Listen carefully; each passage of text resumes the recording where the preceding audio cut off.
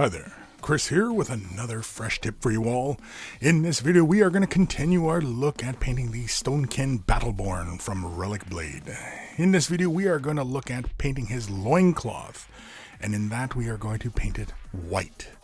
To get us started, we're going to use Celestra Gray from Citadel. This is a base color. This is one of my favorite ways to getting started with painting something that is going to be white. And as you can see, we have a little dollop onto our palette, and then we begin applying a nice even base coat to this area. And basically we are just using the dampness of the brush to thin the color out, meaning that there's just a very minuscule amount of water in the paint as we begin applying it to the details, basically the cloth that's dangling, as well as the wrap that goes around his midsection. These are all going to get painted in the Celestra Gray. Next, we're going to take some Basilicum Gray. This is the Citadel Contrast variety. We're going to use the medium, the contrast medium, slap a little bit onto the palette, kind of a 1-to-1 mix ratio. I grabbed like a fairly large dollop of the contrast and a fairly large dollop of the medium, and then I begin very generously laying it onto the surface. Now, mind you, it looks like I'm just soaking these details, and I pretty much am, but as I am working this color back and forth, I will grab it from other areas and move it into fresh areas so that it's not too heavy, but otherwise it just looks like it was pretty, kind of like, I'm not taking a brush load and then slapping it onto the surface and then grabbing another brush load and, laying it down really heavy like that. Like you see right there, it looks really heavy, but in fact I will draw some of that excess out of that and allow it to dry. So once we're done with that, we're going to come back in with some Basilicum Gray, and I'm essentially just going to lay a little bit more in the underside, right in his undercarriage, as it were, underneath the details here, just because I wanted to add a little bit more shadowiness under those areas, and just not much light. But there are kind of a sculpted detail. It almost looks like he's wearing like a diaper or something, but either way. Celestra Gray is next. We're coming back with this. We're going to slap a little bit onto our palette, just the dampness of the brush, and we are very lightly going to lay this in where we want to establish our high points.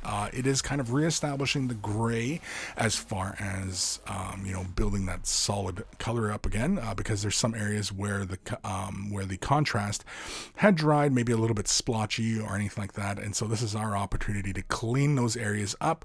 But some of the areas where we do get some of that color shift from the contrast and the gray kind of mixing very lightly, and it gives us a darker gray tone, we do want to preserve some of those areas, so we are going to leave some of those little spots as well. But otherwise, this is just really the beginning of the highlighting phase, but also reestablishing our base tone. And again, you can see as I lay it down onto the surface, I'm using kind of a side-to-side type motion, and I'm not too worried about my brush strokes because, again, I kind of want that to have that cloth-like vibe to it. Wilderkin Gray is next with some medium, just a drop really. Okay, 2 drops apparently. And we're basically going to start doing some edging, as well as, again, continuing on where we had initially laid out the Celestra Gray as far as establishing where our highlights were going to go. And of course, I didn't quite show what I was doing in the front end because it just was a funny angle, and but you'll have to believe me when I demonstrate that it is getting applied to the front as well. We're not just working on the back end here.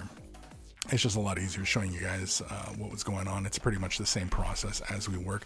And again, you can see I'm doing a side-to-side type motion here because, again, I'm not too worried about the brush strokes, as I want the brush stroke to work for us, as it will help establish a sort of texture on that surface. Not of actual physical texture, but the impression that there is like threads, or, it's a cloth, so we don't want it to feel too smooth, and we want to have it so that it feels a bit more like there's this cloth type vibe. And the brush strokes, as we layer up more layers of paint, it will establish that kind of feeling on there. So again, don't worry if you're leaving little brush strokes behind, just that when you are laying this layer down, that you are not applying it over the entirety of where you previously laid the Celestra Gray. In fact, you're going a little bit less than what you had previously done.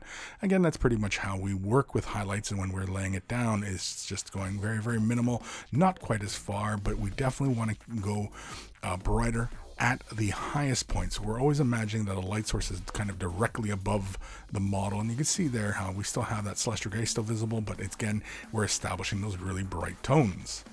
Next, we're going to come in with some white sky. We're going to slap a little bit of this on our palette, just the dampness of our brush to thin it out ever so slightly. And again, we are going to do a little bit of edging as well as just very, very minimal highlights. In fact, some of these highlights are going to be just kind of like little dots on the surface. Now, on top of those bands on his waist, I actually do a little bit more of an edge along those little lines that are moving there. On the folds on his cloth hanging above his bum, I do just those little points where there's the main part of it that kind of folds and hangs, as it were. But otherwise, you can see like the highlights are not very far. Here on his thigh, you can see these highlights are just very, very minimal. Again, it is just, you know, establishing those higher points here. Again, you can see we do on those little cloth lines on his waist. We're just catching just those high points. Again, when you're working with your highlighting, you're always getting more and more subtle and more minimal with the amount of paint you apply to a surface. So again, with the white, we're just simply laying it out. Now, this is a really kind of contrasty kind of white we've laid out. It's really, really simple. It's not terribly difficult, but as you can see, it gives us a nice light gray as far as its finish. With white, it's kind of like what we did with the hair. The white hair has a white feeling. Now the cloth has a white feeling. Again, it's all starting to tie in together now. Stay tuned for part 2 of this, which will work on the little dangly bits. Big thank you to all my patrons. Without their support, these videos would not be possible. If you're considering Patreon support, click the link in the description below and it will take you off to another magical land. Take care of those brushes and they will take care of you.